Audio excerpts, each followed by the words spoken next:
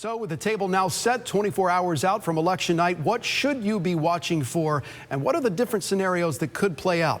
Our Washington correspondent Joe St. George tonight tracking the race for the White House.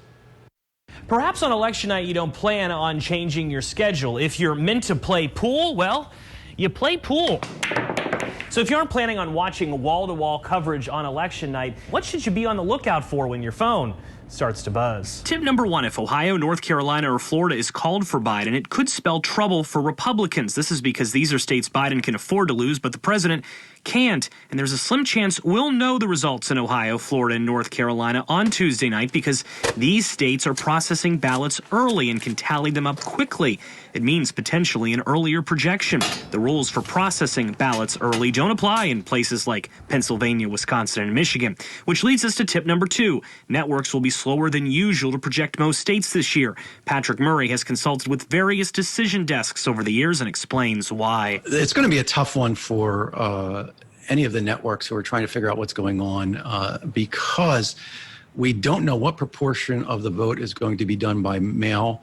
We know that a certain large number of voters are going to be voting by mail for the first time and don't know how that's going to work. And there could be questions about how many of them are actually counted and filled out properly. Tip number three, early results will likely favor Democrats. That's because data shows more Democrats voting earlier than Republicans in most states. The first batch of results will likely feature early votes and more Republicans are expected to vote on Election Day. If President Trump wins re-election, it could very well be a come-from-behind win. But the best advice may be to keep your game of pool as scheduled. Because there are so many mail-in ballots this year, it's going to be difficult for election officials to have a result on Election night. In Washington, I'm Joe St. George.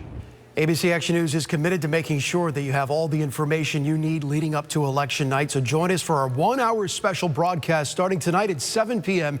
and then again tomorrow on election night itself. We're going to go in depth on the races and all the amendments that you're voting on your ballot. Plus, the experts weigh in on the crucial role that your vote as a Floridian plays in this presidential election. You can watch all of our special coverage on air or on our free streaming news channel.